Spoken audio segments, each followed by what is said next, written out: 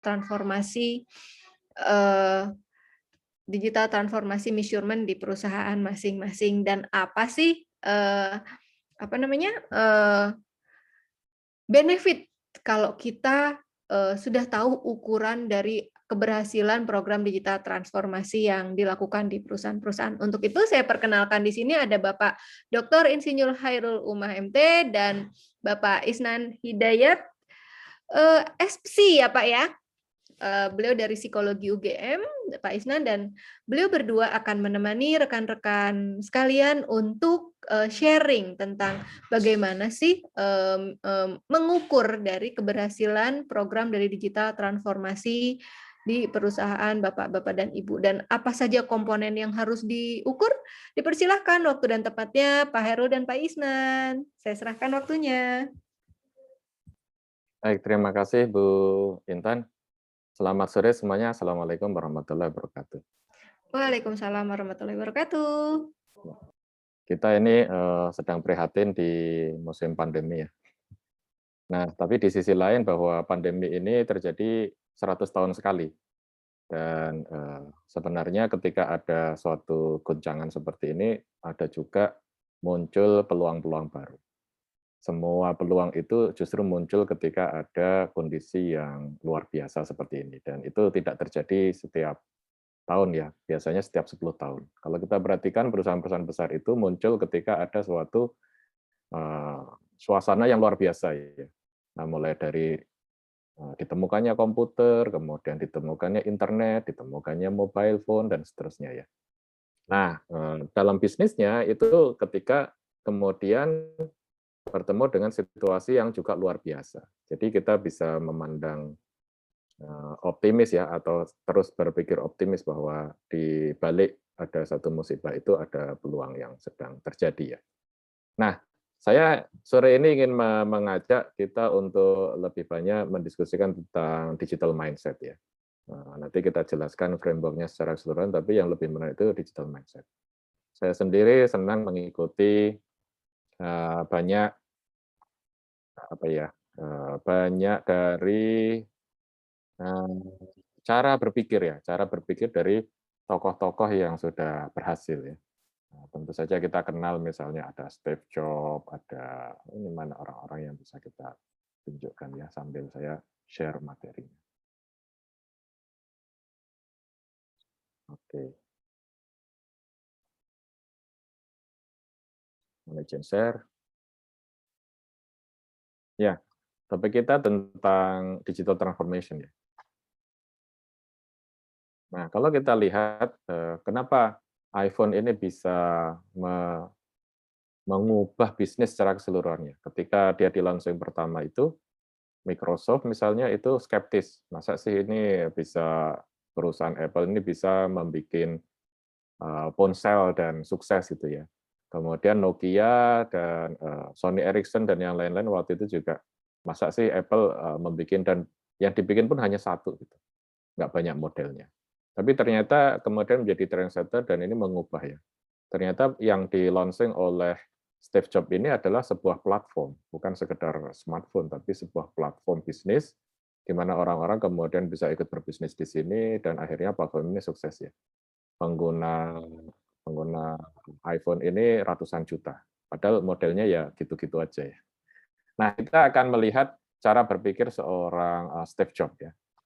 Jadi saya mau share sedikit cara berpikir seorang Steve Jobs. Ya, saya optimis dulu. Ini menarik ini. Ya. Nah, mudah-mudahan kelihatan ya. I remember reading an article when I was about 12 years old, I think it might have been in Scientific American, where they measured the efficiency of locomotion for all these species on planet Earth. How many kilocalories did they expend to get from point A to point B? And the condor one came in at the top of the list, surpassed everything else, and humans came in about a third of the way down the list, which was not such a great showing for the crown of creation. But somebody there had the imagination to test the efficiency of a human riding a bicycle. Human riding a bicycle blew away the condor, all the way off the top of the list. And it made a really big impression on me that we humans are tool builders and that we can fashion tools that amplify these inherent abilities that we have to spectacular magnitudes. And so for me, a computer has always been a bicycle of the mind, something that takes us far beyond our inherent abilities. And I think we're just at the early stages of this tool, very early stages. And we've come only a very short distance. And it's still in its formation, but already we've seen enormous changes. I think that's nothing compared to what's coming in the next 100 years. Iya, menarik ya. Jadi itu adalah yang disampaikan oleh seorang Steve Jobs bahwa komputer itu adalah bicycle of the mind. Ini luar biasa ya, suatu gagasan seperti itu. Dengan tools ini kita pada hakikatnya adalah binatang atau makhluk ya yang tool builders yang bisa membuat alat ya. Sehingga awalnya kalau dikomparasi efisiensi untuk berpindah dari satu tempat ke tempat yang lain ketika kita berjalan, yang paling juara itu adalah burung kondor. Tapi ketika kemudian manusia menciptakan sepeda ya, maka dia mengalahkan semuanya. Bahkan sekarang manusia menciptakan pesawat dan yang lain-lain. Nah, komputer itu adalah bicycle of mind. Jadi dia tools yang membuat kita itu bisa menjadi kreatif, bisa menjadi produktif ya, bisa menghasilkan banyak karya yang lain. Itu satu yang menarik. Cara berpikir ini yang perlu kita pelajari ketika kita itu melihat kenapa sih sebuah perusahaan itu sukses gitu ya. Perusahaan sukses itu bukan karena produknya, tapi karena di balik itu ada suatu strategi, pemikiran, visi yang kemudian muncul dalam bentuk produk. Ya. Jadi kita harus mengetahui bagaimana cara berpikir seorang Jeff Bezos ini misalnya, Steve Jobs ini misalnya ya. Nah, orang yang kedua yang mungkin akan kita lihat ya adalah Jeff Bezos ya. Jeff Bezos ini dia membangun internet dan orang-orang mengatakan loh membangun kamu kan bukan ahli buku, bukan ahli apa, tapi ternyata dia juga bisa menunjukkan bahwa dia meyakini bahwa internet itu sesuatu yang besar. Dia meyakini itu ada sesuatu yang besar, kemudian dia membangun di situ dan ternyata terbukti ya. Sekarang Jeff Bezos ini adalah orang terkaya di dunia ya.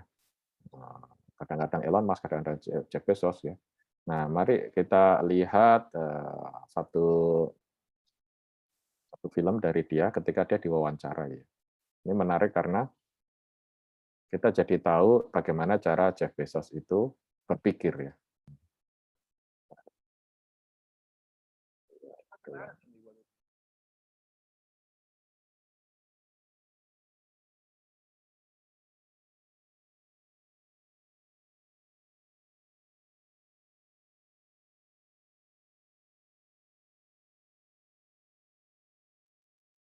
It doesn't matter to me whether we're a pure internet player. What matters to me is do we provide the best customer service.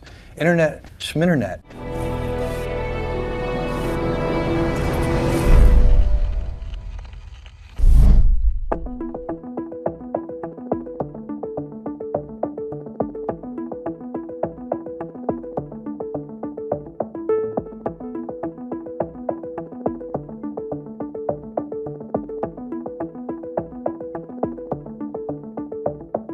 Given the decades of wisdom that has built up in the business world, investors, it sounds like you're saying, are making a big speculative bet if they're investing in your company's stock. Well, I think all internet companies, the stocks are incredibly volatile, and But even long term.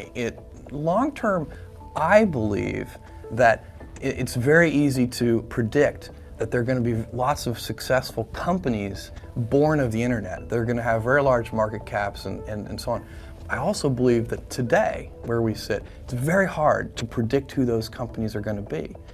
So you can make bets on these things, and I think that Amazon.com, if we're not one of those important, lasting companies born of the internet, we will have nobody to blame but ourselves, and that we will be extremely disappointed in ourselves. But there are no guarantees. It's very, very hard to predict. If you go back and look at the companies created by the PC revolution, in 1980, you probably wouldn't have predicted the 5 winners. the 5 biggest winners. There have been lots of winners, actually. So this space is a little different, and brand name may mean more, and there's some increasing returns kinds of things may mean more. But I believe that if you can focus obsessively enough on customer experience, selection, ease of use, low prices, more information to make purchase decisions with, if you can give customers all that, plus great customer service, and with our toys and electronics, we have a 30-day return policy. If you can do all of that, then I think you have a good chance, and that's what we're trying to do. You're not really a pure internet company anymore either, are you? I mean, you've got millions of square feet now of real estate. You've got a huge and growing inventory of items that you keep in stock. We do whatever. And you've got thousands and thousands of employees now. Yeah, we have over 3,000 employees and over 4 million square feet of distribution center space.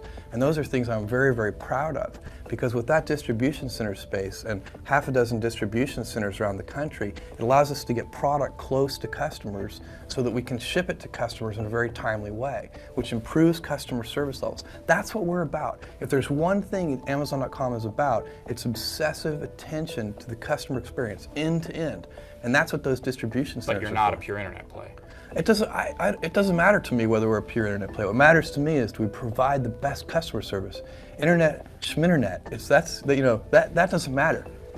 Well, but it does matter to your investors to know whether they're investing in a company that No, they should be investing in a company that obsesses over customer experience. In the long term, there is never any misalignment between customer interests and shareholder interests. Well, that's the same argument that somebody at Walmart would make as well, wouldn't they? I don't see why not. I think they should make that argument. So it's a correct argument.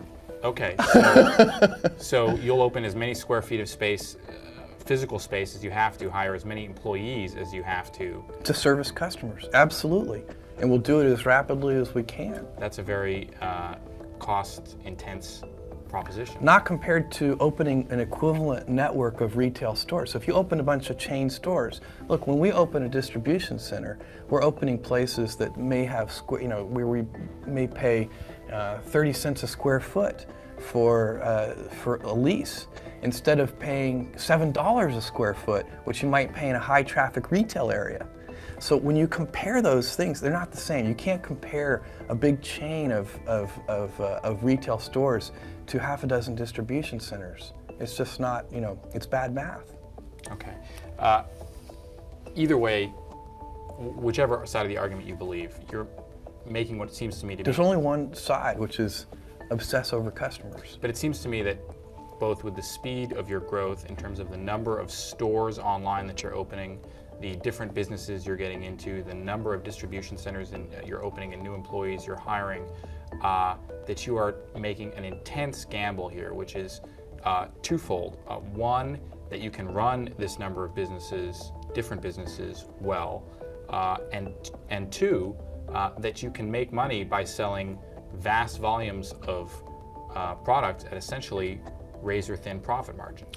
I think that the first one in particular I agree with wholeheartedly, which is that there's no guarantee that Amazon.com can be a successful company.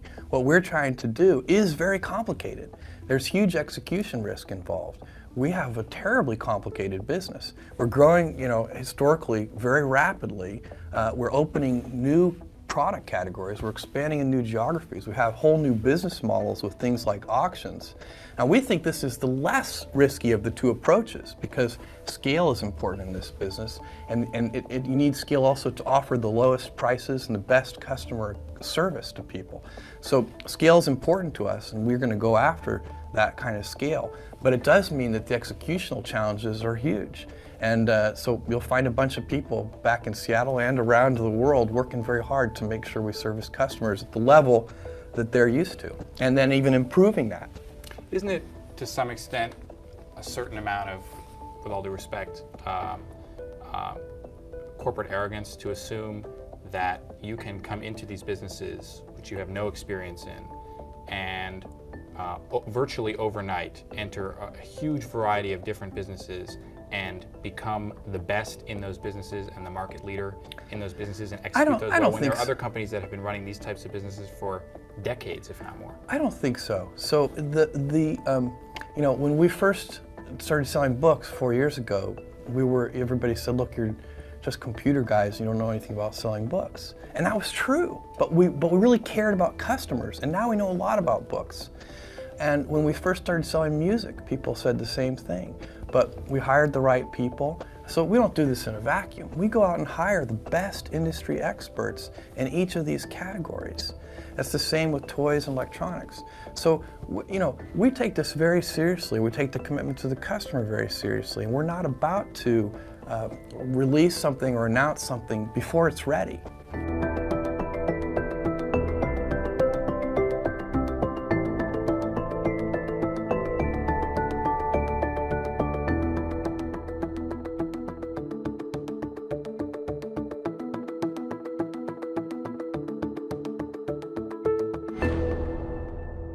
Iya, itu Jeff Bezos ya, menarik ya, ketika maaf, jadi ketika dia wawancarai zaman dulu, dia sudah mengatakan seperti itu, fokus pada customer, dan kemudian dia build something di sekitar itu dan menjadi besar ya. Nah, mari kita kembali ke materi kita kan. Jadi mengapa orang-orang ini bisa kemudian membuat sesuatu yang besar ya?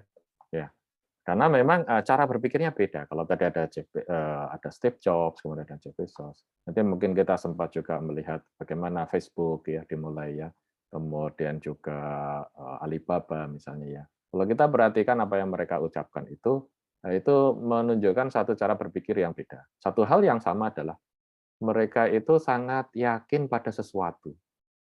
Jadi kalau Steve Jobs itu yakin banget komputer itu merevolusi dunia. Kalau Jeff Bezos itu bilang bahwa ya internet ini akan melahirkan perusahaan besar. Kalau misalnya Amazon gagal ya yang harus disalahkan saya sendiri gitu. Kita sendiri yang harus disalahkan gitu ya. Ada opportunity yang besar sekali. Gitu. Kenapa nggak diambil gitu? Dan sama-sama tidak tahu siapa yang akan berhasil gitu. Nah, ketika kita bicara dengan Mark Zuckerberg misalnya ya dalam satu wawancara saya juga tidak tahu tuh awalnya saya kira ya paling targetnya 500 orang aja tiba-tiba jadi 200.000 tiba-tiba dan seterusnya gitu kan ya dan sekarang dia menjadi most dangerous man in the world katanya itu karena algoritma Facebook itu kalau diubah sedikit banyak yang kena gitu ya dan demikian juga ketika seorang Jack Ma itu ketika dia bilang loh internet ini luar biasa ya tapi kok saya tidak menemukan bir dari Cina gitu ya. Lalu dia membuat satu perusahaan yang membikinkan situs-situs gitu ya. Dan akhirnya berkembang menjadi Alibaba. Ya, dan ketika itu dia bersama temannya lebih dari 20 orang, sebagian besar mundur. Kata dia saya termasuk yang kurang pinter, jadi nggak ada perusahaan lain yang mau nerima saya. Jadi saya terus dengan Alibaba dan tampaknya saya yang beruntung gitu. Katanya kata Jack Ma. Nah, keberhasilan mereka itu kemudian membuat semua perusahaan di era disruptif seperti ini juga ingin melakukan suatu digital transformasi. Nah, menariknya adalah setelah diteliti oleh Accenture itu hanya 10% yang berhasil. Ketika mereka diwawancari tentang seberapa jauh Anda itu bisa mengubah perusahaan Anda. Jadi kan sebenarnya teknologi digital itu pertama itu levelnya baru digitizing, yaitu membuat semua yang fisik menjadi digital. Yang kedua itu adalah digitalization, jadi proses bisnis itu menggunakan sarana digital. Tapi yang paling tinggi itu adalah transformasi digital. Cara berbisnisnya itu berubah total. Cara berbisnisnya berubah total. Kalau kita perhatikan semua perusahaan digital yang sudah leading ya, itu mereka mengubah cara berbisnis. Dan itu terjadi ketika memang generasinya itu sudah berubah. Jadi mungkin saya adalah orang yang masih senang untuk rapat bertemu sambil makan-makan, tapi generasi yang baru lebih senang dengan online, lebih cepat selesai, self-service, nggak usah banyak chit-chat sana-sini gitu. Nah, ketika terjadi suatu perubahan generasi, maka kita tahu bahwa bisnis harus berubah. Dan disitulah sebenarnya adalah digital transformation itu mengikuti perubahan dari customer-nya. Generasi customer-nya luar biasa berubah, ya dia harus juga berusaha berubah. Bahkan harus antisipatif. Contohnya sosial media tidak dikenal sebelum era Facebook dan MySpace. Tapi sekarang tidak ada orang yang tidak terhubung dengan sosial media. Dan generasi yang lama itu sampai sekarang mungkin tidak paham kenapa TikTok itu akan sangat sukses gitu. Kenapa orang mau membuang waktu untuk nonton TikTok? Di mana bisnisnya TikTok? Di mana bisnisnya Instagram dan yang lain-lain itu ya. Tapi kenyataannya YouTube saja itu ada seorang anak kecil yang pendapatannya lebih dari 20 juta dolar itu. Itu hanya karena unboxing mainan gitu. Nah, karena memang yang mau nonton dan yang mau berbisnis itu berbeda. Nah, seorang influencer sekarang itu jauh lebih disukai oleh pemasang iklan daripada melalui TV ya. TV yang nonton mungkin ratusan ribu. Seorang influencer bisa ditonton itu sampai 2 juta, 5 juta, bahkan 10 juta gitu ya. Dan kita tahu beberapa influencer utama di YouTubers di Indonesia itu sudah melebihi 10 juta subscriber ya. Itu luar biasa. Nah, kenapa setelah diteliti itu ternyata gagal ya, hanya 10% yang berhasil ya. Karena memang terjebak bahwa yang dinamakan digital transformasi itu lebih ke fisikal. Jadi mengubah semua bisnisnya itu menjadi digital. Sifatnya adalah infrastruktur, sifatnya adalah teknologi. Lupa bahwa semua yang sudah dihasilkan karya-karya yang besar dari perusahaan yang utama itu, dia berangkat dari mindset. Nah, sehingga ketika ada penelitian misalnya dari Gartner ini, digital business requires a new mindset, not just new technology. Mindset-nya yang harus berubah. Dulu orang sukanya apa, sekarang sudah berubah karena generasinya berubah, caranya berubah. Anak muda sekarang tidak pernah mengenal telepon yang pakai dial up dan yang lain, sudah tidak ada itu.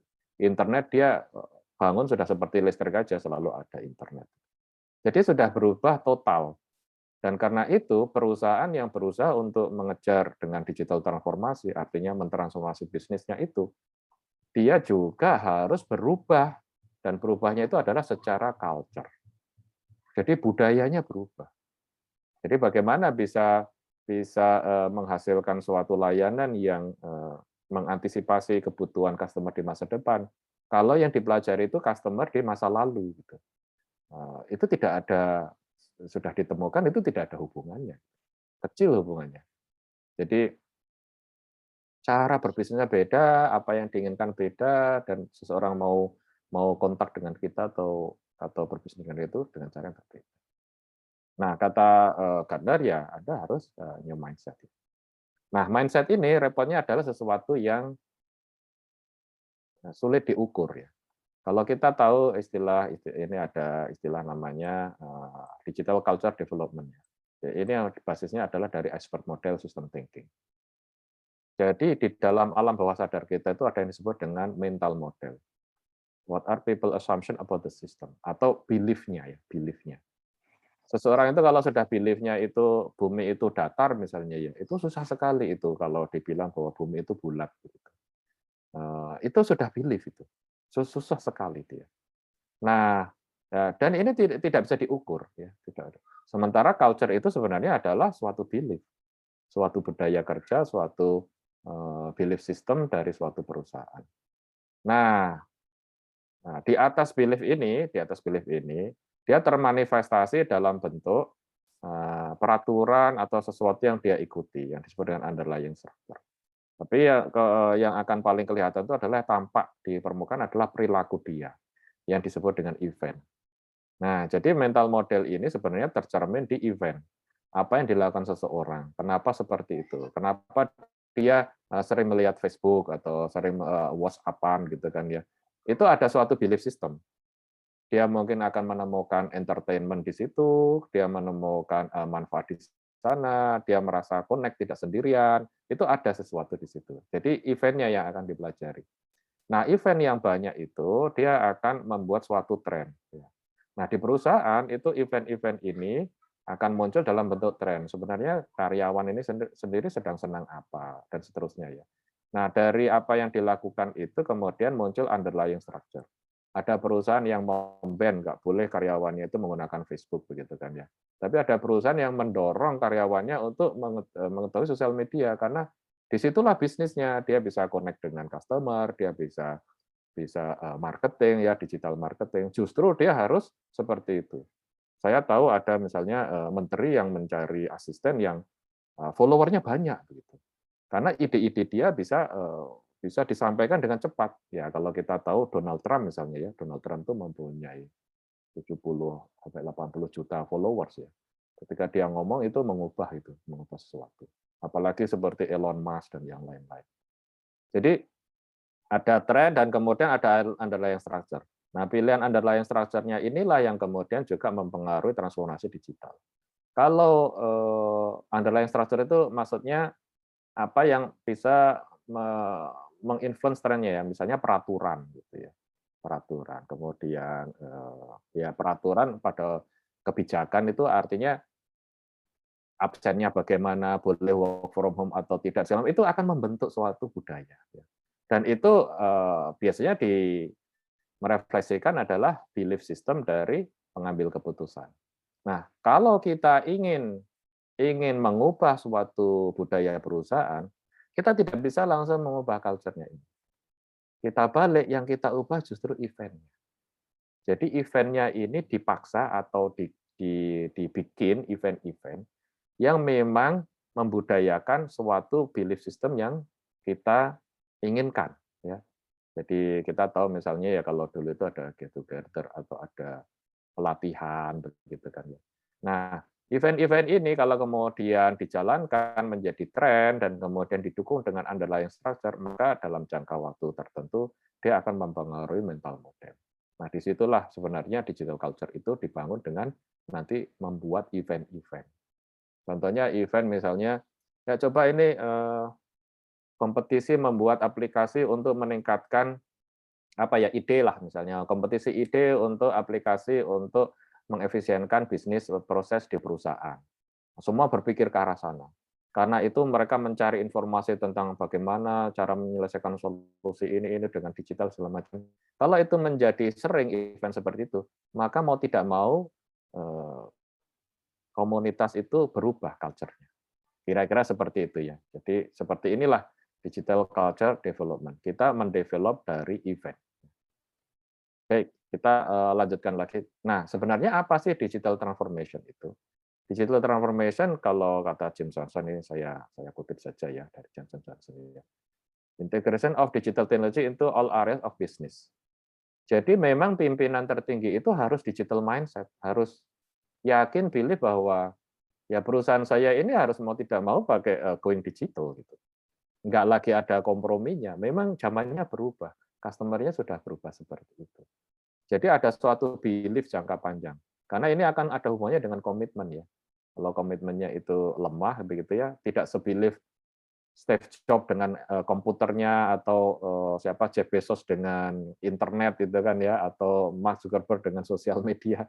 Kalau tidak sampai sebelief itu, ya akan sulit itu muncul sebagai suatu budaya di perusahaan itu.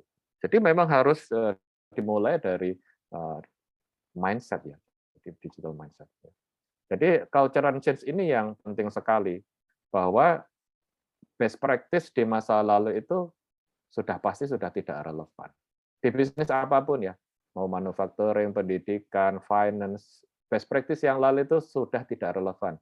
Karena kondisinya, situasinya sudah berubah. Zamannya sudah berubah, customer-nya sudah berubah. Cara orang berperilaku sudah berubah. Nah, jadi culture dan digital culture. Jadi digital culture kan bagian dari culture ya. Ini adalah knowledge, belief, arts, law, custom, capabilities, habit ya. Itu sebenarnya culture ya. Digital culture adalah bagaimana seseorang itu ya seperti mindset itu memahami interaksi antara manusia dan teknologi, di mana dia yakin teknologi itu akan membentuk cara dia berinteraksi atau cara dia melakukan sesuatu. Sebenarnya kan seperti itu. How technology and the internet shaping the way we interact as humans, itu digital culture. Jadi tidak perlu ditanyakan anak muda itu kalau gimana sih kalau wah ini butuh makan siang, dia mungkin langsung pesan lewat online. Jadi nggak bingung-bingung gitu, karena otomatis sudah seperti itu. Nah, sementara yang generasi sebelumnya mungkin kita mau di restoran mana atau menyiapkan masak dulu, itu sudah berbeda jauh ya. Jadi ketika misalnya Dulu kita kalau ketinggalan handphone gitu kan ya, saya pernah ketinggalan handphone, kan lebih susah ya dibanding ketinggalan dompet ya.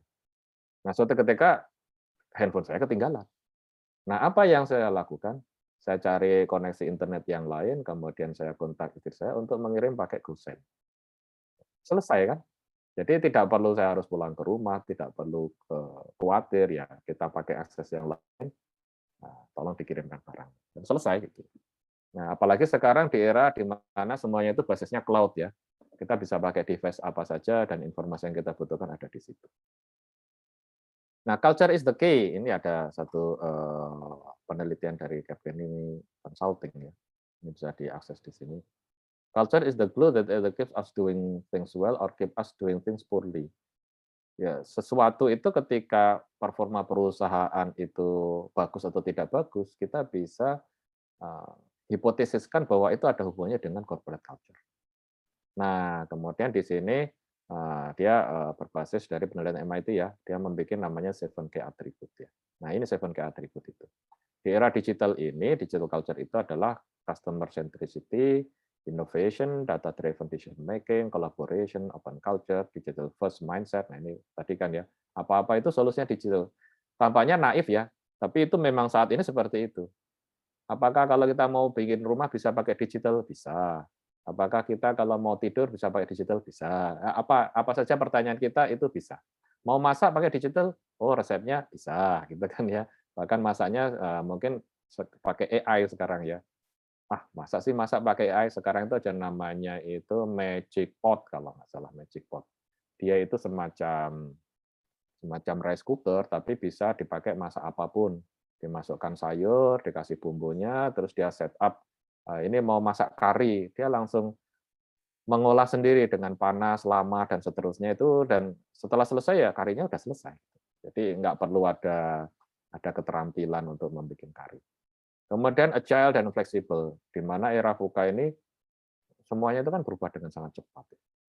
Jadi kalau sekarang itu kita kayaknya sedang sukses, nah, bulan depan bisa jadi berantakan gitu. Atau sebaliknya, yang sekarang dianggap underdog pada suatu kondisi timing tertentu dia bisa melejit begitu.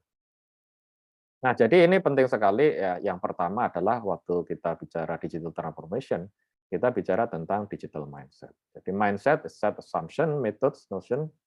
Nah, ini jadi assumption. Kita mengasumsikan bahwa ke depan ini internet adalah suatu listrik jenis baru, orang tidak bisa hidup tanpa itu. AI adalah sesuatu yang baru menjadi common, kalau kita juga nggak melakukan itu juga tidak bisa melayani lebih cepat, lebih personal, dan seterusnya. Nah, itu harus menjadi suatu belief ya. Nah, kemudian digital mindset itu kemudian muncul dalam bentuk attitude dan behavior.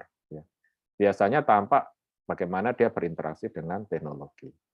Ya, kira-kira seperti itu. Nah, intinya di digital mindset itu kembali bahwa semua itu berangkat dari customer ya. Nah, mari kita lihat sedikit ilustrasi bagaimana ketika kita itu melihat bagaimana Mark Zuckerberg ya. Saya tunjukkan sedikit. Mencari iya, jadi di sini.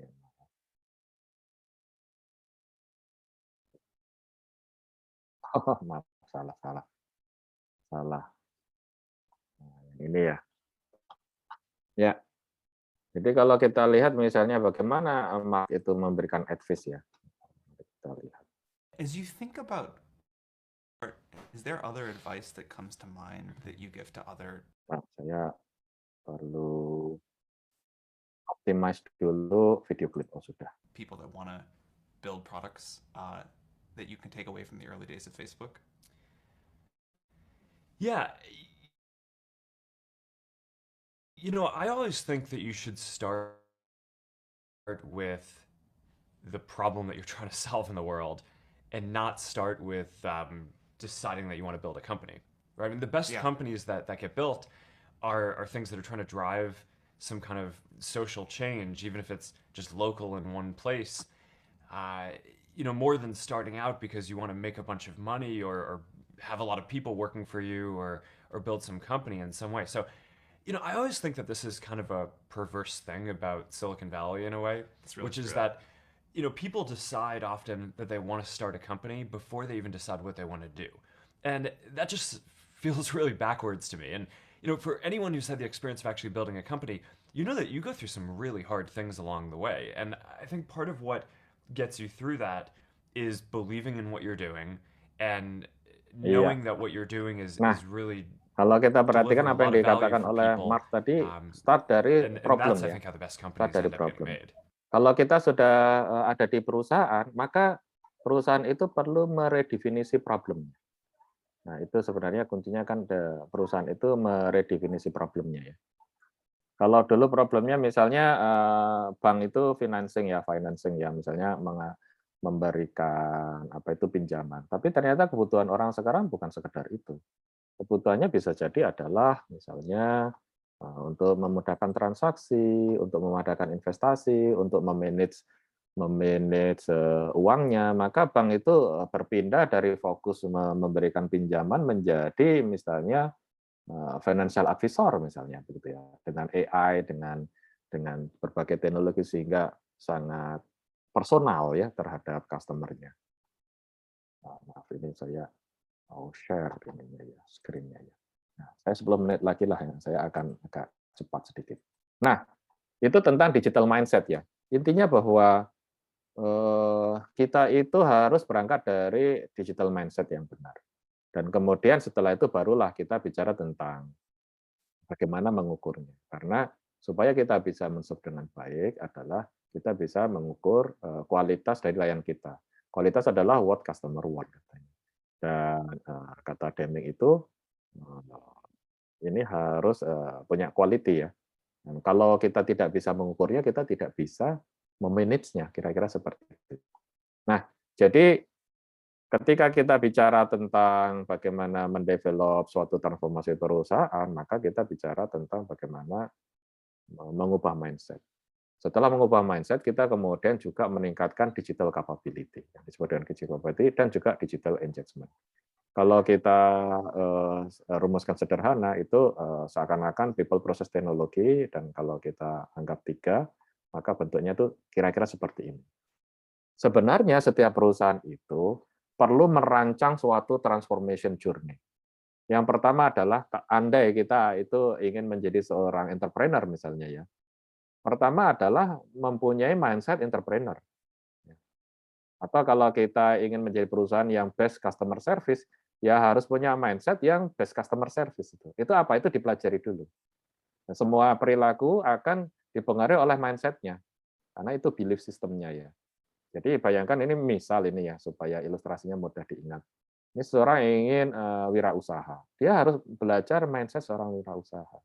Jangan sampai kalau begitu gagal dia langsung mundur dan seterusnya ya. Dia harus belajar bagaimana cara memahami kebutuhan customer. Nah, setelah dia bisa dengan membaca buku atau ikut pelatihan dan lain-lain, itu tidak menyelesaikan masalah. Itu baru langkah awal. Langkah berikutnya dia harus membuat produknya. Nah, disitulah kita butuh technical capability. Jadi mau tidak mau Amazon juga kemudian harus ada programmer yang membuat ini siapa Jeff Bezos itu nggak bisa program, maka dia meng-hire programmer dan kemudian pasang server di garasi rumahnya dan kemudian jualan buku. Dia memulai dari jualan buku. Nah, jadi harus ada di tim itu yang punya technical capability untuk merealisasikan ide-ide layanan yang diharapkan bisa menyelesaikan masalah customer. Dan setelah itu jadi produknya, masih harus engage dengan customer-nya. Masih harus selalu berusaha untuk memahami apa sih kebutuhan customer, menjalin relationship. Bisnis bukan hanya sekedar bisnis saja, tapi dia ada relationship. Di sini bukan intimacy dalam artian menjadi semakin kenal ya, tapi customer merasa nyaman dengan produk kita. Ya, kalau kita bisa buka handphone kita, maka di situ banyak icon apps yang sering kita pakai. Kita berarti nyaman dengan apps itu kan. Kita mengalami kemudahan, mengalami benefit dari situ. Nah, 3 hal ini itulah yang menjadi dasar dari transformation journey. Develop mindset, develop capability, dan develop kemampuan untuk engage dengan customer. Ya. Nah, Disitulah kemudian kita masuk ke framework bagaimana melakukan digital transformation. Ya. Jadi people itu adalah digital mindset, teknologi itu adalah digital capability, proses itu adalah engage ya. Nah, kalau kita gambarkan secara mudah, digital culture transformation itu terdiri dari digital mindset, digital capability, dan digital engagement. Oke, saya agak lebih cepat, dan ini hanya sekedar bagaimana kita memahami, awalnya memang harus digital mindset ya, dan kemudian kita bisa tampilkan dalam berbagai bentuk ya. Ini adalah untuk memudahkan kita menganalisis situasi. Nah, kita masuk sedikit ke digital culture measurement sebelum kita diskusi. Jadi measure to manage ya. If you can measure it, you can manage it, kata Peter Drucker. Ya, kalau misalnya Anda tidak bisa mengukur, bagaimana Anda tahu Anda sudah sampai mana? Sehingga instrumen alat ukur itu jadi penting ketika kita merancang suatu journey.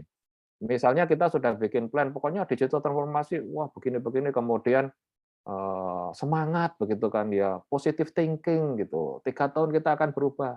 Pertanyaannya, bagaimana Anda bisa mengukur bahwa Anda itu sudah berpindah dari A ke A aksen dan A double aksen dan ke B dan seterusnya gitu.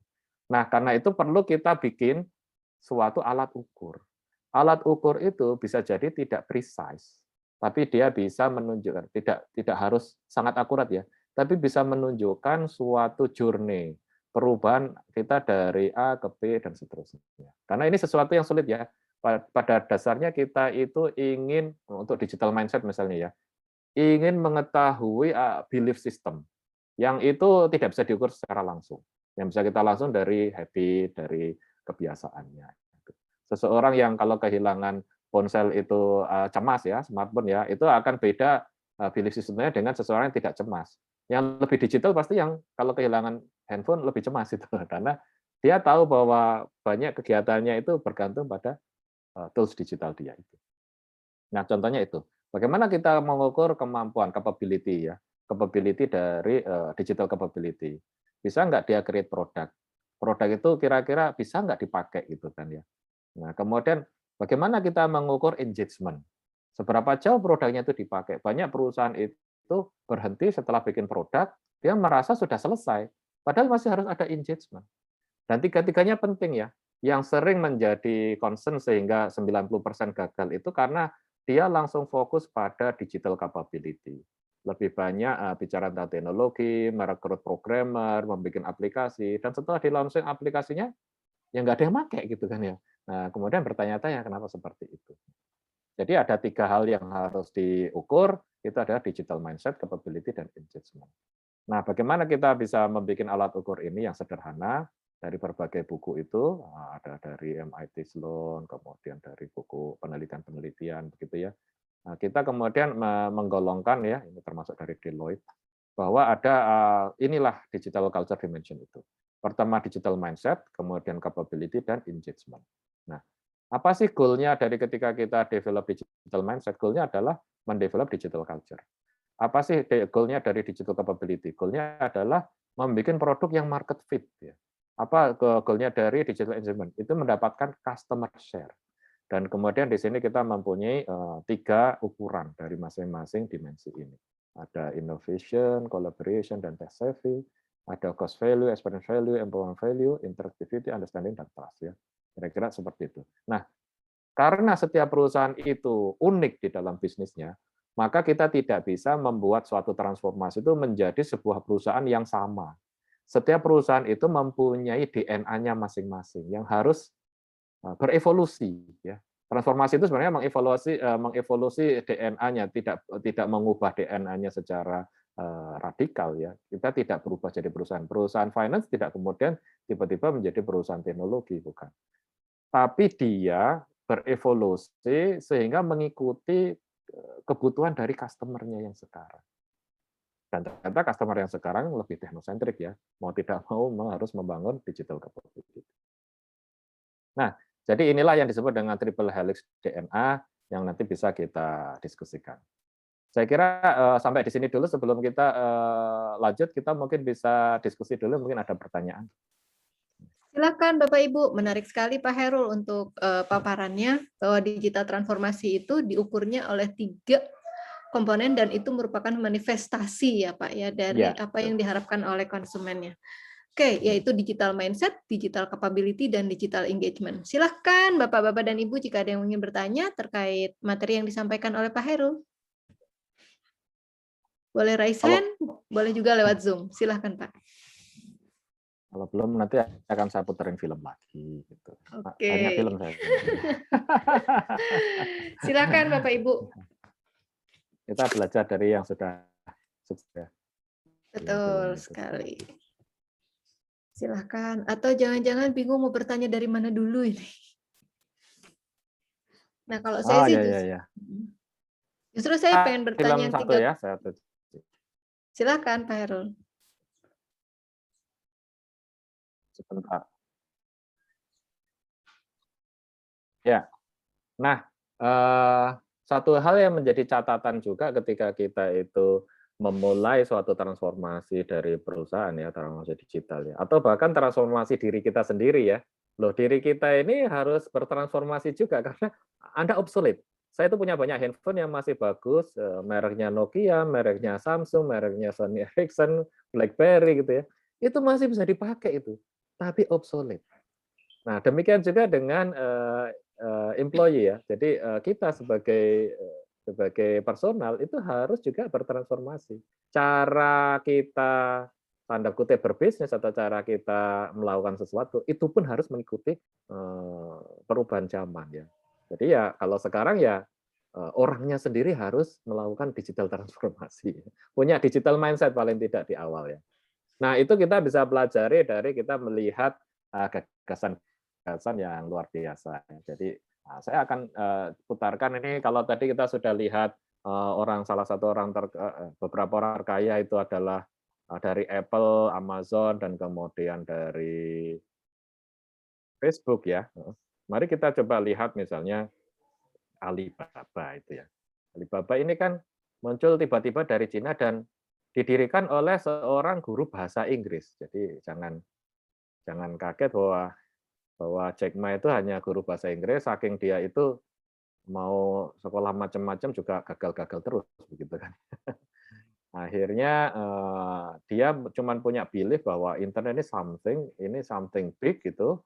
Tapi di Cina itu sulit sekali, internetnya jelek, kemudian low trust society, orang itu banyak nipu gitu ya, nggak ada sistem kartu kredit.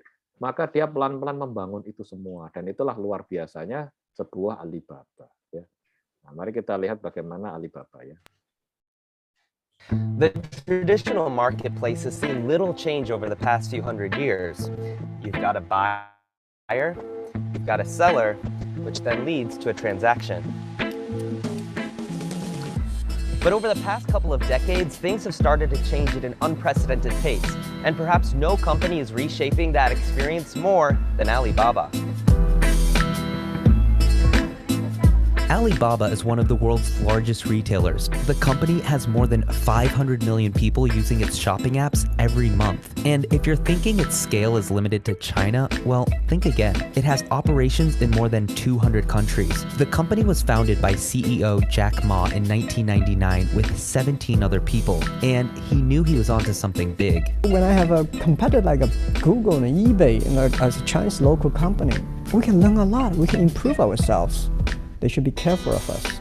Alibaba set the record for the biggest IPO in history, which took place at the New York Stock Exchange in 2014. And this year, Alibaba was the first company in Asia to exceed the $400 billion valuation mark, an honor that had previously only been held by American companies. Alibaba is amongst other global e-commerce giants transforming the marketplace from this to this. The company is made up of 3 main sites: Taobao, Tmall, and Alibaba.com. Combined, they have hundreds of millions of users and host millions of merchants and businesses, which means they can pretty much be used by anyone, anywhere, for anything. So how does it even work? Meet our fictional character, Jane. She lives in Beijing. Jane wants to buy a new blender, so she logs onto Taobao. She finds one she likes being sold by, let's say, Chris. He lives in Shanghai and sells the blenders to individuals at a competitive price. When Jane goes to check out, she doesn't use her credit card, she uses Alipay to purchase the item. Think of it like using PayPal. Chris then accepts the Alipay payment from Jane. So where did the supplier Chris get the blenders from? Well, he bought a supply of 1,000 units on 1688.com, the popular Chinese version of Alibaba.com. It sells bulk orders to suppliers like himself. He bought his batch from a manufacturer named Keith on Tmall, which allows businesses to sell wholesale. Keith owns a blender company and production facility in Shenzhen, which produces the items and other kitchen appliances. Previously, Chris only sold to individual buyers in China, but recently he's listed his blenders on AliExpress, which sells to customers outside of China. So now, Laura, who's living in California and found the blender on AliExpress, can also buy it from Chris. And yes, she can even use Alipay too. Of course, importing products from China into the US is nothing new.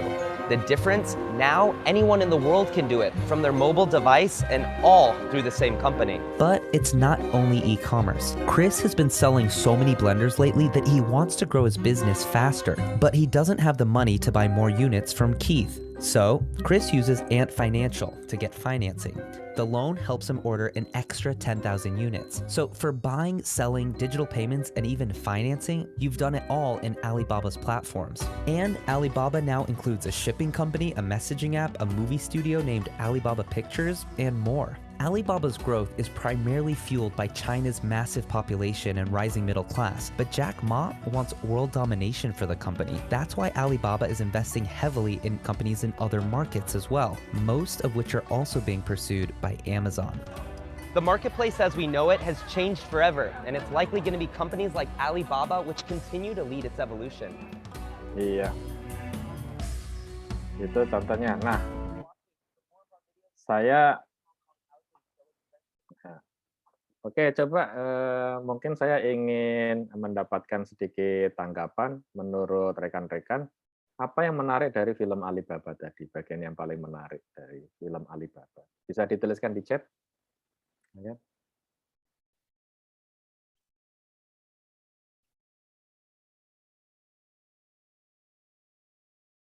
Apa yang paling menarik yang keinget dari film Alibaba tadi kalau dituliskan di chat? Silakan. Silakan Bapak dan Ibu, boleh tulis di chat, boleh juga langsung open mic ya Pak. Ya, ditulis di chat silakan. Oke, silakan. Apa yang menarik dari Alibaba tadi ya?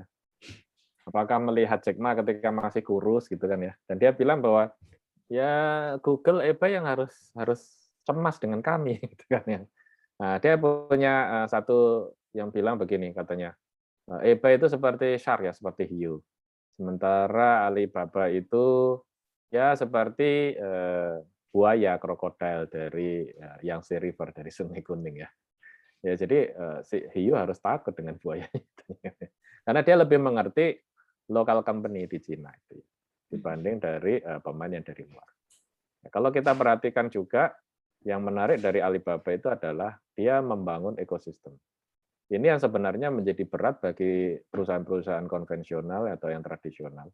Kebanyakan perusahaan tradisional itu dia hanya satu layanan. Ya kalau dulu kan kita menang konglomerasi ya, tapi sekarang itu kalau dulu konglomerasi itu adalah banyak perusahaan, kalau sekarang itu satu perusahaan seperti misalnya Gojek dengan Tokopedia itu sebenarnya merger menjadi satu ekosistem yang lebih gede. Itu konglomerasi itu sebenarnya. Di sana ada finance juga, di sana ada logistik, di sana ada transportation, di sana macam-macam dia. Nah bayangkan kalau sebuah perusahaan, misalnya sebuah bank, dia hanya fokus menjadi bank. Dia tidak terkonek pada suatu sistem bisnis yang jelas. Maka dia akan sulit sekali berkompetisi di era yang sekarang ini. Contohnya Alibaba tadi kalau kita perhatikan, dia juga menjadi marketplace, dia juga ngasih financing, dia ngasih pemodalan, bahkan dia bisa investasi ya. Sekarang ada yang namanya Weibo ya. Weibo itu adalah platform investment dari Alibaba. Kalau Anda punya duit di situ daripada nganggur, hari ini nggak dipakai gitu ya, Anda bisa titip 1 yuan itu ya, pada pagi hari, sore hari diambil itu boleh gitu ya. Tidak ada batasan harus 1 bulan, 3 bulan, 6 bulan, sudah nggak level lagi itu. Duitnya Alibaba sudah miliaran gitu. Dan duitnya itu menariknya adalah karena dia ada di server internal, duit itu nggak pernah keluar.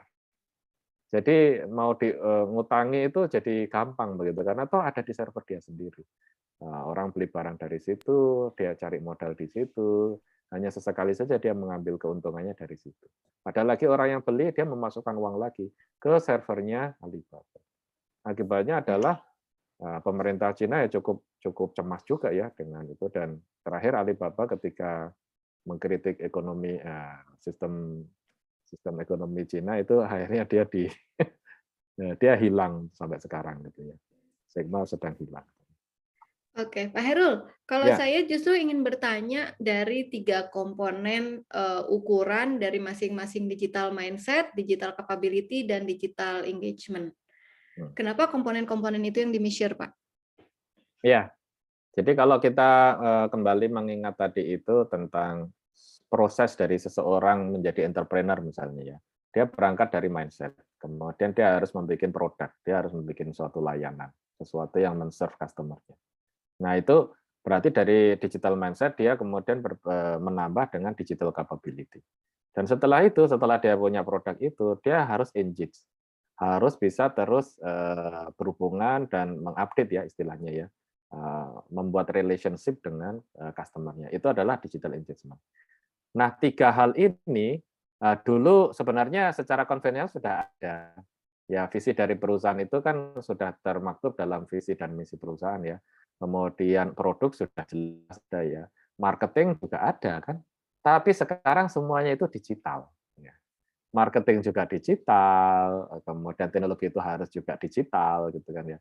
Semua hal itu mau tidak mau di era sekarang itu harus digital. Itu seperti yang disampaikan oleh Jeff Bezos. Dia masih miskin waktu itu ya. Dia memberikan kalau dicari di internet itu electricity metaphor. Electricity metaphor itu adalah internet itu electricity metaphor, metafora listrik. Jadi dia cerita bahwa ada gold rush ya di Amerika waktu itu. Kemudian ada yang kaya dari mendapatkan emas, tapi setelah itu jadi miskin lagi. Ada oil rush misalnya begitu kan ya, banyak perusahaan minyak, tapi kemudian tutup lagi. Yang beda itu adalah listrik. Listrik itu sejak ditemukan sampai sekarang, itu semakin dibutuhkan dan semakin menjadi sesuatu yang harus ada, walaupun tidak disadari. Kita baru sadar listrik itu kan kalau lagi mati. Kok mati? Kita langsung stres ini. Oh ternyata kita itu hidupnya itu butuh listrik. Nah internet akan seperti itu kalau kata Jeff Bezos. Internet itu seperti electricity. Dia nggak mati-mati, dia malah makin dominan dalam kehidupan seseorang. Kita kalau sekarang nggak ada internet, disconnect begitu ya, tiba-tiba WhatsApp nggak bisa connect, itu banyak orang udah cemas itu. Kemungkinannya 1 dari 3 orang di dunia itu sekarang sudah begitu tergantung dengan internet. Kira-kira seperti itu bayangannya. Sehingga 3 komponen tadi, Bu Intan. Pertama adalah mindset, kemudian kedua adalah capability, yang ketiga engagement. Dan semuanya digital, artinya digital mindset, digital capability, digital engagement. 3-tiganya itu harus dibangun. Nah, karena harus dibangun, harus bisa kita measure supaya dia bisa dilihat perjalanan transformasi. Oke, Pak. Baik, kalau malah jadi bikin tambah kurios saya, Pak, dari 3 komponen itu. Tadi saya melihat kan Bapak menyampaikan bahwa digital mindset itu yang diukur adalah inovasinya, kolaborasinya, dan tech savvy-nya. Lalu untuk capability yang diukur adalah cost value-nya, experience value-nya, dan experience value. Lalu untuk digital engagement, komponen yang diukurnya adalah interaktif, understanding, dan trust. Nah, kenapa komponen-komponen itu yang diukur, Pak? Oh ya, saya sambil share lagi ya. Terima kasih Bu Intan diingatkan ya. Sambil share lagi. Jadi kan ini kira-kira gambarnya sepertinya 3 domain. Nah, kenapa ini 3 domain ini mudah diingat juga ya. Digital mindset, capability, engagement. Nah, masing-masing itu punya 3 sub. Nah, mari kita bahas misalnya tentang digital mindset. Pertama, kita melihat bahwa cara berpikir seseorang itu, mindset seseorang itu, akan tergambar pada daya ciptanya atau inovasi. Ini adalah kemampuan dia untuk membuat suatu value. membuat suatu value. Jadi itu inovasinya seperti itu. Dan terutama menggunakan konsep digital ya. Jadi inovasi di sini yang diharapkan itu adalah inovasi digital. Misalnya ya, wah saya punya masalah ini dengan sampah. Kenapa nggak membuat seperti Gojek tapi untuk sampah gitu ya. Atau misalnya ini kok banyak kelaparan begitu ya. Kenapa nggak membuat semacam apa itu kita bisa tapi untuk mengatasi kelaparan. Tergantung setiap orang interestnya di mana ya. Nah, jadi apapun itu sebenarnya bisa. Apakah saya bisa menangkap ikan dengan digital?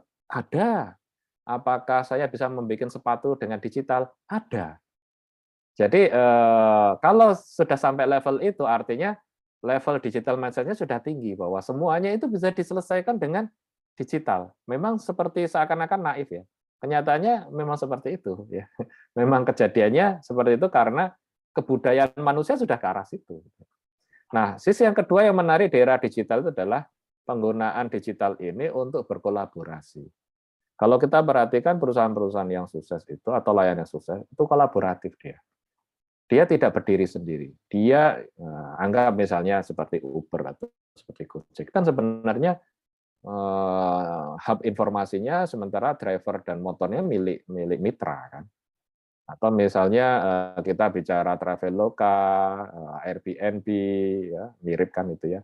Atau apapun umumnya itu adalah kolaborasi. Karena fokus mereka adalah serve lebih banyak orang.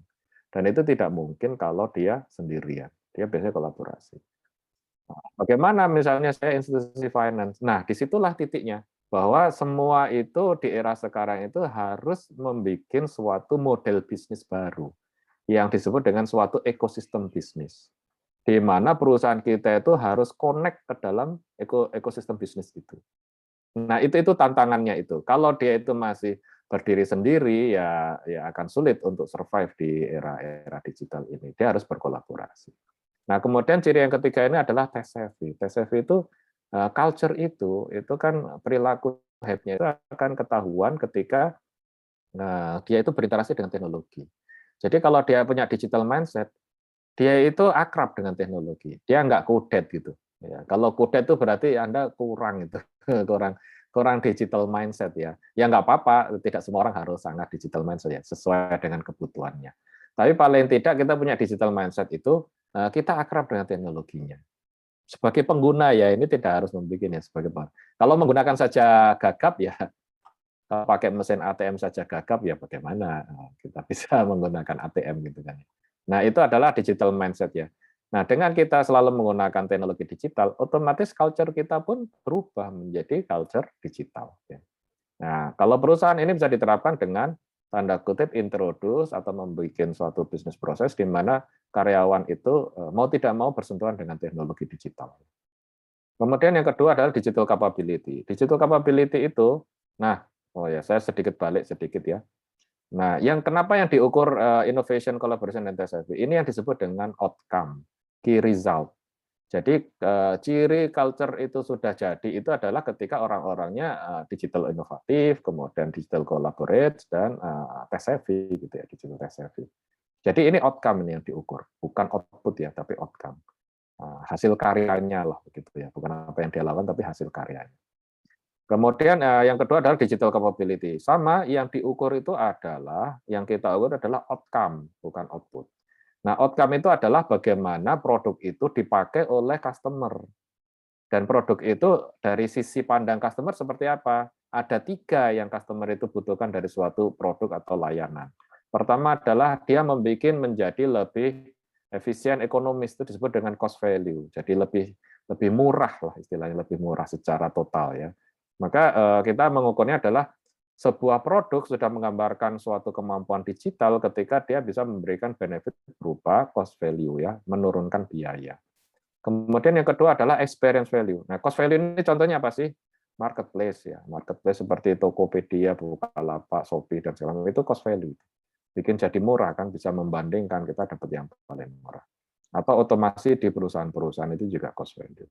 Kemudian ada experience value. Experience value itu apa?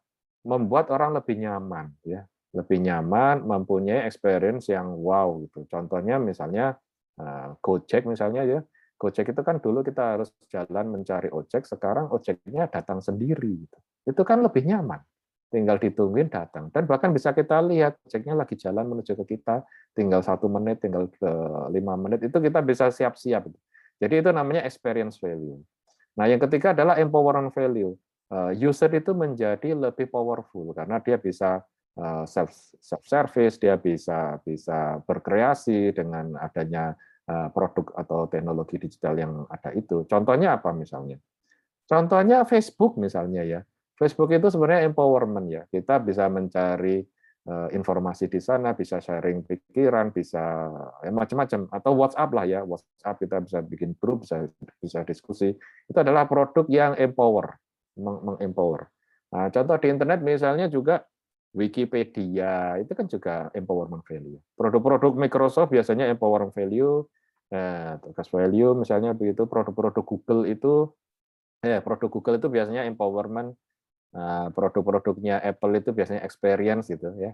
Nah, kita bisa melihat ciri-ciri dari produk dari perusahaan-perusahaan besar. Nah, itu digital capability. Lalu yang ketiga adalah digital engagement. Kenapa? Interactivity, trust, dan understanding. Lagi-lagi kita tidak bisa mengukur engagement secara langsung, tapi dari habitnya ya, jadi manifestasinya. Nah, ketika dia itu lebih sering berinteraksi dengan kita, artinya engagement kita lebih tinggi. Ketika kemudian customer itu berani untuk share personal information-nya, apakah namanya, usianya, alamatnya, akun banknya gitu kan ya, bahkan nitip password di situ. Nah, itu berarti sudah trust, ya, sudah trust ya. Dan kemudian understanding itu adalah ketika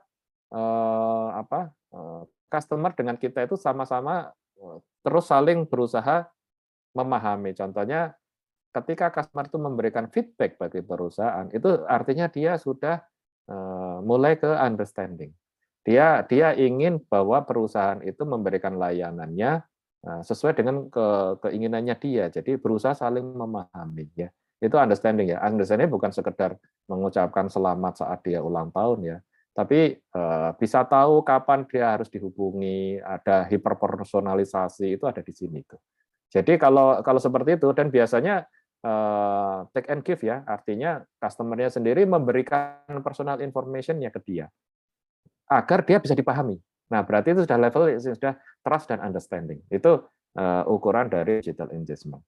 Nah, kalau kita bisa mengukur ini, tentu saja tiap perusahaan dan tiap produk akan beda-beda ya. Yang penting dari pengukuran itu adalah kita bisa melacak transformation journey-nya. Tidak masalah sekarang itu levelnya masih rendah atau malah sudah tinggi gitu ya. Itu bukan isunya. Isunya adalah berikutnya dia akan lebih bagus atau tidak. Mirip dengan ISO ya. ISO itu kan konsepnya kalau Anda itu tahun depan itu harus sama bagusnya dengan saat ini atau lebih bagus. Tapi jangan lebih jelek. Nah, sama ketika kita melakukan suatu transformasi digital, kita ingin dia terus tumbuh gitu. Kira-kira seperti itu Bu Intan ya. Oke, terima kasih banyak Pak Hairul. Clear banget ya, berarti yang dilihat adalah manifestasi dari program digital transformasi terhadap behavior dari konsumennya kita. Baik, Bapak Ibu, apakah ada yang bertanya sebelum saya memberikan kesempatan kepada Pak Isnan untuk sharing? Ya, ini mau hampir jam 5 itu. Betul. Silahkan Bapak Ibu. Apakah ada yang bertanya dari 3 komponen tersebut? Measurement ini berarti ya Pak, bisa juga jika kita hanya ingin mengukur salah satu. Misalnya ada divisi produk nih di sebuah perusahaan, pengen ngecek kenapa produk kita kok nggak up gitu, nggak dimakan-makan oleh customer, salahnya ada di mana gitu. Bisa juga diambil pengukurannya hanya digital engagement-nya saja, bisa seperti itu juga ya Pak. Atau misalnya ini digital capability, misalnya kok produk digital kita itu sudah nyaman belum ya, atau memberikan value nggak ya buat customer kita, bisa juga dicek di-measure oleh digital capability-nya saja, bisa seperti itu juga ya Pak ya. Nah, so far sih yang sudah kita lakukan di Linksbrain, teman-teman di divisi culture itu mengukurnya digital mindset selama ini ya Pak ya. Tapi Ya, sekarang sudah karena itu mulai memang yang paling awal sebenarnya. yang paling ya. awal, betul banget. Digital capability dan engagement itu terpengaruh dengan digital mindset-nya. Ya, Ya, betul kira-kira banget. seperti itu sih. Dia Oke. lebih dasar. Ya. Ya, jadi memang digital transformasi ini jika ingin lengkap memang tiga-tiganya yang diukur secara langsung dan itu melibatkan berbagai divisi yang ada di sebuah perusahaan. Oke, baik Bapak Ibu, jika belum ada pertanyaan, kita lanjutkan ke Pak Isnan karena waktu memang sudah cukup sore buat Bapak Ibu. Silakan Pak Isnan. Ya, terima kasih Bu Intan dan mohon izin Pak Khairul untuk menyampaikan, mungkin menggarisbawahi beberapa hal penting saja Bu Intan, tidak menyampaikan materi baru begitu. Salah satu hal yang paling krusial untuk menggarisbawahi apa yang disampaikan oleh Pak Khairul tadi adalah ini ya, maksudnya salah satunya ini temuan yang saya pikir penting untuk saya share sore hari ini, yaitu bahwa transformasi digital itu ternyata tidak selalu berefek positif untuk sebuah lembaga bisnis begitu ya. Nah, tetapi dalam hal apa saja hal itu nanti bisa berefek dan ini nanti mungkin menjadi penting. Kenapa? Karena kan bagaimanapun juga pengukuran digital transformation itu adalah sebuah tools ya.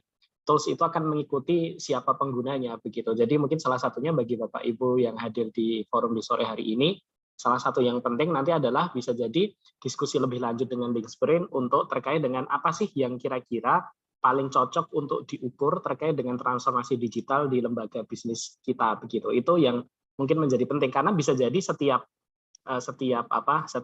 lembaga bisnis itu memiliki kebutuhan masing-masing terhadap pengukuran digital transformation ini. Kalau dalam kata kunci yang disampaikan oleh Pak Khairul tadi adalah dengan kata kunci transformation journey.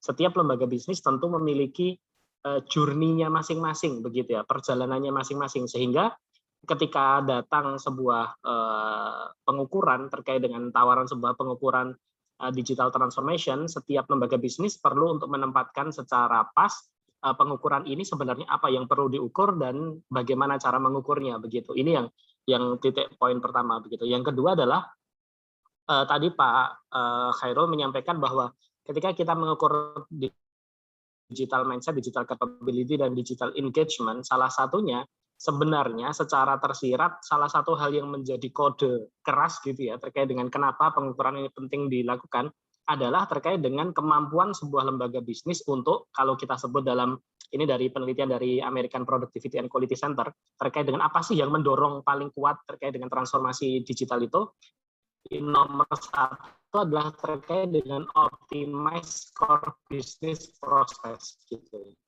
Artinya apa? Salah satu temuan paling penting dari itu adalah masukan bagi lembaga bisnis untuk nantinya bisa benar-benar mengoptimize bisnis intinya itu prosesnya apa yang harusnya menjadi hal utama yang harus dilakukan hari ini dalam proses bisnisnya begitu. Artinya memang menemukan kembali brand DNA bisnis berdasarkan teknologi digital yang hari ini dimiliki gitu. Kenapa? Karena kalau ini tidak dilakukan, sehebat apapun adopsi teknologi, kalau tadi Pak Khairul menyebutnya dengan digitasi maupun dengan digitalisasi, itu tidak akan berefek sama sekali terhadap transformasi digital kalau ternyata core bisnisnya tidak berbenah atau tidak beradaptasi berdasarkan kondisi terkininya begitu. Maka menjadi penting dengan pengukuran-pengukuran ini adalah untuk mengecek digital mindset, digital capability, dan digital engagement.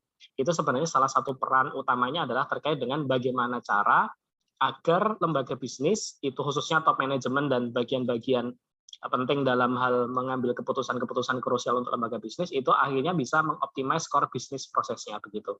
Ini yang utama, hasil utamanya atau cara bacanya ketika kita sudah mendapatkan profil digital transformation measurement kita itu digunakan untuk apa begitu.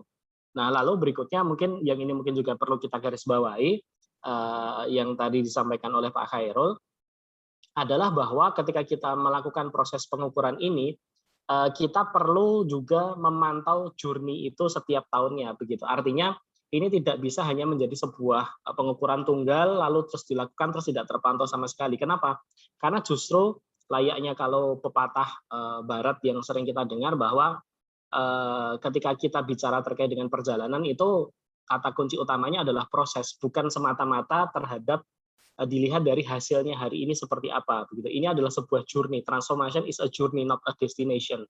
Jadi ketika kita bicara ini adalah sebuah journey, maka kemampuan dalam hal tadi digital mindset, digital capability, dan digital engagement-nya itu perlu dibuat dashboard untuk dari tahun ke tahun itu bisa dipantau, sehingga pengambilan keputusan strategis untuk lembaga bisnis itu nanti bisa dilihat salah satunya dari sana begitu. Termasuk kalau kita lihat misalkan dalam beberapa laporan-laporan terkini misalkan terkait dengan digital transformation journey di berbagai perusahaan yang dirangkum, itu ternyata salah satunya kita melihat profilnya itu banyak sekali temuan-temuan menarik bahwa misalkan bahwa ternyata sebagian besar perusahaan itu investasi terbesarnya masih terpusat pada cyber security kayak gitu. Itu nomor satu. Temuan yang lainnya misalkan bahwa terkait dengan isu transformasi digital ini ada satu variabel yang tidak pernah hilang dari dulu sampai sekarang, yaitu terkait dengan bagaimana cara dengan teknologi digital yang dimiliki itu bisa memberikan masukan bagi lembaga bisnis untuk bisa menginovasi model bisnisnya. Jadi transformasi bisnis itu juga otomatis transformasi model bisnis. Nah, ini selalu menjadi target utama dari setiap perusahaan untuk melakukan proses transformasi digital. Nah, ini kan harusnya bisa terpantau dalam sebuah lembaga bisnis begitu. Artinya salah satu kata kunci penting ketika kita bicara seputar digital transformation measurement ini adalah bukan sekedar seperti asesmen atau tes pegawai yang dilakukan sekali terus habis itu terus sudah, bukan, tapi ini justru penting untuk menjadi salah satu parameter keberhasilan dari sebuah lembaga bisnis untuk memantau bagaimana kinerjanya, tidak hanya mengukur output tetapi juga sampai ke outcome, atau bahkan ketika nanti sampai ke digital transformasi itu sampai ke impact-nya kepada lingkungan seperti apa, itu juga nanti akan bisa terukur lewat digital transformation measurement ini begitu. Jadi kata kunci utamanya adalah menjadi penting bagi sebuah lembaga bisnis untuk memiliki dashboard yang bisa memantau perkembangan digital transformation measurement ini dari waktu ke waktu, sehingga pengambilan keputusannya terkait dengan inovasi model bisnis, terkait dengan inovasi bisnis prosesnya, apakah akan beralih brand DNA-nya atau tidak begitu. Ini yang kami hadapi selama ini ketika mendampingi beberapa lembaga bisnis, kan tantangannya di situ, yaitu keseriusan untuk menemukan brand DNA yang itu memang benar-benar sesuai seperti kondisi customer-nya atau yang disebut oleh Pak Khairul dengan customer centric tadi. Mungkin di situ Bu Intan garis bawah pentingnya, sehingga bisa menjadi satu buah panduan bahwa ternyata setiap lembaga bisnis itu penting untuk mengukur ini, tetapi daya pentingnya seperti apa, akan digunakan apa hasilnya, dan yang diukur mana saja, itu nanti bisa di-custom sesuai dengan kebutuhan masing-masing lembaga bisnis. Begitu Bu Intan, saya kembalikan. Assalamualaikum warahmatullahi wabarakatuh. Waalaikumsalam warahmatullahi wabarakatuh. Ini Pak Isnan ini sudah menyampaikan singkat, padat, jelas, dan tepat sekali. Oke, baik Bapak Ibu sekalian. Berarti saya tidak perlu merangkum lagi dari apa yang tadi disampaikan oleh Pak Khairul, sudah sangat komprehensif disampaikan oleh Pak Isnan. Yang saya garis bawahi adalah transformasi is a journey. Bagaimana kita mengetahui perjalanan kita sudah sampai mana, mari kita mengukurnya masing-masing.